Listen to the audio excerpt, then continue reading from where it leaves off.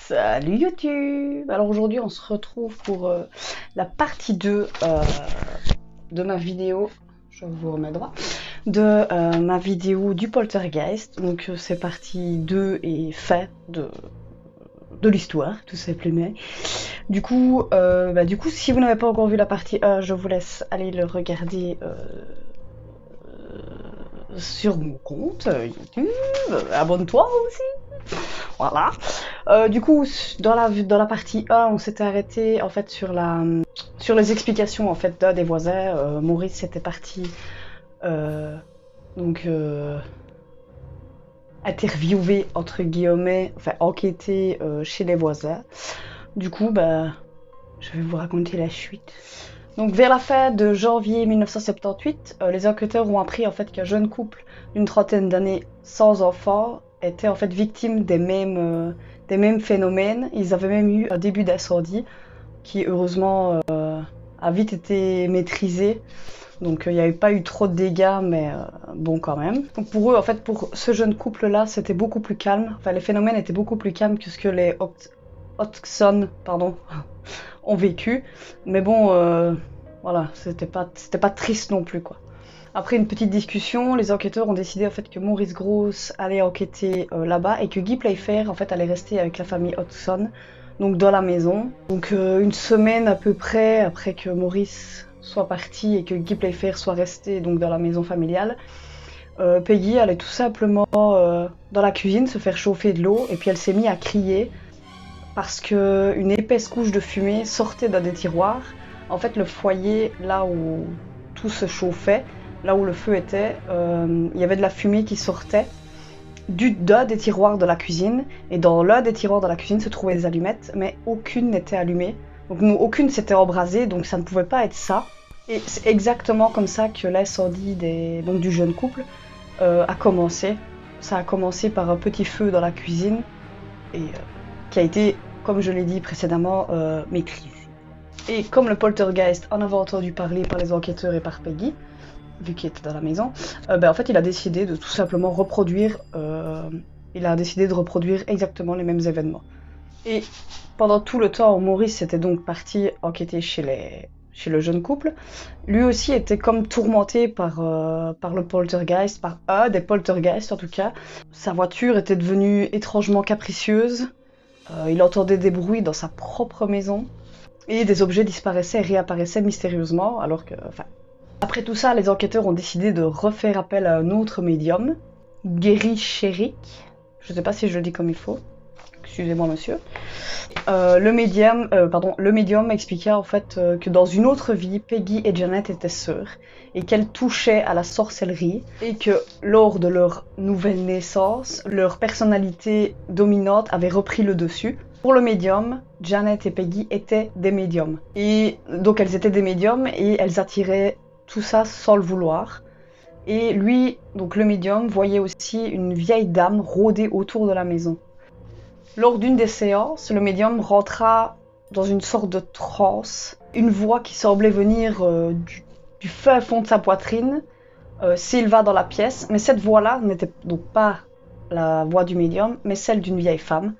Donc la voix dit tout simplement « Je viens ici quand je veux, je ne suis pas morte et je ne m'en irai pas ». Donc le médium n'était pas venu seul, il était venu avec monsieur Doy, ou Dye, j'ai oublié. Cet homme-là, en fait, savait comment chasser ses esprits. Il avait déjà réussi à chasser au moins 4 poltergeists de maisons différentes. Il fit quelques passes magnétiques. En gros, il a juste posé sa main sur toutes les têtes de tous les membres de la famille. Et suite à ça, les Hodgson, pour eux, ça s'était calmé un petit peu. Honnêtement, Peggy n'y croyait plus du tout. Elle pensait que comme à chaque fois qu'un médium ou peu importe qui venait, trouvant la solution, ça allait se calmer, puis ça allait revenir, et que cette chose allait continuer à les harceler, jusqu'à ce qu'elle se sépare de ses enfants en fait. Un jour, alors que Peggy était en train de préparer le bain du petit Billy, et Peggy trouva la salle de bain complètement inondée. Ce fut autour de la cuisine, des toilettes. L'odeur de l'eau était atroce. Et après analyse de cette eau mystérieuse, le résultat est tombé que c'était de l'urine de chat. Toutes les voix sont revenues, enfin les voix sont revenues et semblaient honnêtement se moquer de tout et de tout le monde. George Fallow du Daily Mirror voulait savoir comment la famille allait. Il s'est donc simplement rendu chez les Hodgson pour Noël. Il était vraiment surpris de comment les phénomènes avaient évolué. Bon, pas dans le bon sens évidemment. Il décida donc de faire un nouveau reportage donc, sur la famille, donc sur les nouveaux événements qui s'étaient produits. Brian Himmer avait été désigné en fait pour faire donc un nouveau reportage, un nouvel article. Il se renda plusieurs fois chez les Hodgson et prit énormément de notes et interviewa toute la famille. Au même moment, Maurice Grosse prit 2 semaines de vacances bien méritées. Guy Playfair décida de s'éloigner un peu d'Enfield pour voir quel impact aurait son absence sur les phénomènes, si le poltergeist allait continuer malgré que lui était parti. En apparence, honnêtement, il n'y en a eu aucune. Ça ne changeait rien du tout à la situation. Le lendemain du départ de Maurice, des coups furent frappés partout dans les pièces de la maison.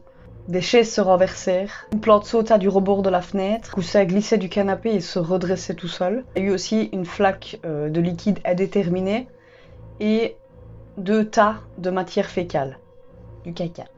Donc les 2 tas de caca, hein, on va le dire comme ça, étaient étalés sur le plancher. Une pile de cubes de glaçons s'est matérialisée sur le sol de la cuisine. Une construction plus élaborée fit son apparition en fait sur la table de la cuisine. Il y avait une tasse, un verre, un sucrier, une théière, un beurrier, un torchon et une serpillière. Et tout ça avec un équilibre parfait. Et au moment où Peggy découvra cette magnifique construction, une voix annonça furieusement « C'est moi qui ai fait ça ». Au mois de mars, l'article que Brian Himmer avait fait, il avait fait un excellent travail et son article occupait une page entière. Suite à ça, de nombreux journalistes sont venus visiter la maison. Certains d'entre eux ont été témoins de phénomènes inexpliqués. Après avoir étudié le cas, Hans Bender leur conseilla de faire appel à un exorciste. Mais les enquêteurs et Peggy étaient réticents et n'ont donc pas donné suite à ça. Et peu à peu, les journalistes qui étaient très intéressés par l'histoire de la famille Hodgson ont commencé peu à peu à les oublier et à les laisser un peu dans leur caca. Tout le mois d'avril fut mouvementé. Peggy nota plus de 150 incidents et des apparitions visuelles étaient de plus en plus fréquentes. Janet et Margaret affirmaient même avoir vu un vieux monsieur avec un vieux pantalon brun, une chemise usée, il avait les ongles longs. Il essayait par tous les moyens de leur faire peur et il avait même poussé Janet. Un autre esprit se montrait fréquemment, c'était l'esprit d'un petit garçon. Et Peggy fit une description précise. Je vais vous la lire. Nous étions tous prêts pour aller faire les courses et j'ai dû me rendre aux toilettes avant de partir. Pendant que j'y étais, j'ai entendu des coups à l'extérieur, comme si quelqu'un tapait du pied. Puis il y a eu un bruit dans la salle de bain. Je suis allée voir, mais il n'y avait personne. Je me suis alors retournée pour aller tirer la chasse d'eau. Et c'est alors que je me suis aperçue que dans la porte de séparation, il y avait un enfant. Au début, j'ai pensé qu'il marchait, mais il flottait à travers la cuisine. C'était un enfant à peu près de la taille de Billy, et pendant une fraction de seconde, j'ai pensé que c'était lui. Puis j'ai réalisé qu'il n'était pas habillé de la même façon. On aurait dit qu'il portait une sorte de chemise de nuit, et qu'il flottait ou qu'il glissait. Leurs voisins, ainsi que des membres de la famille, donc de la famille Hodgson, étaient eux aussi affectés par ces phénomènes. Le 30 mai 1978. En pleine journée, une belle journée ensoleillée, alors les petites Hodgson étaient en train de se disputer, chamailler avec les enfants des voisins. Une pluie de pierres s'est abattue dans le jardin des voisins. S'en suivit une deuxième. Et l'un des voisins se plaint qu'on lui jetait des pierres dans son jardin, donc il était forcément pas très content. Suite à ça, un bombardement d'objets a atterri donc chez lui et dans 5 jardins différents. Donc il y avait des touffes de gazon, des briques, des bouteilles de lait. Honnêtement, personne ne pouvait accuser les petites Hodgson d'avoir jeté ces pierres ni ces objets parce que Peggy les avait fait rentrer dans la maison. Donc ça ne pouvait pas être elle. En juin 1978, Janet déclara qu'elle voulait quitter la maison, qu'elle n'en pouvait plus. Ça faisait maintenant 9 mois qu'elle et sa famille vivaient ce cauchemar. Et honnêtement, rien ne montrait que ça allait se calmer. Le 16 juin 1978, Janet rentra en pension catholique chez des sœurs romaines. Et le 25, à la demande de Guy Playfair, elle fut acceptée dans l'un des meilleurs hôpitaux psychiatriques du monde. Les psychiatres, après avoir écouté le long discours de Guy et de Maurice, il fut décidé de faire des tests approfondis, tant sur le côté physique que psychique. Si quelque chose n'allait pas chez elle, ils le trouveraient, c'était sûr. Malgré que Janet était loin de la maison, les phénomènes continuaient. Plus rares, certes, mais le poltergeist se manifestait toujours. En septembre 1973, après 3 mois, Janet rentra à la maison. Elle avait l'air plus détendue, elle avait pris en maturité. D'après les experts qui l'avaient examinée, tout allait bien chez elle, tant physiquement que psychiquement. Avec le retour de Janet, les phénomènes s'accentuaient, en particulier les coups au mur. Peggy, tout comme les enfants, n'en pouvait plus. Vers la fin de l'année 1978, Peter Liefebeur, éditeur d'un nouvel hebdomadaire hollandais, va visiter la maison. Il était accompagné de Dono Gmeling, je ne sais pas si je le dis juste, un jeune médium. Pour Guy Playfair, si le médium n'y arrivait pas, ils arrêteraient de chercher une solution, ils abandonneraient. Après que Dono ait exercé ses talents de médium, comme après chaque visite d'un médium, les manifestations se faisaient plus rares, mais recommençaient de plus belle quelque temps après leur visite. Et donc, en 1979, un prêtre vint bénir la maison. Le poltergeist disparut aussi vite qu'il était venu. Tout ça, il suffisait d'un prêtre.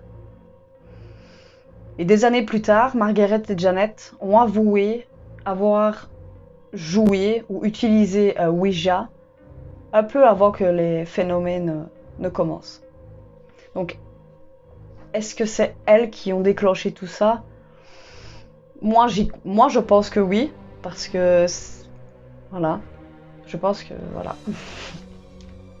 Je trouve ça quand même un peu louche que tout ça ait commencé après qu'elles aient joué, qu'elles aient utilisé la planche de Ouija. C'est pour ça que je n'y ai jamais joué.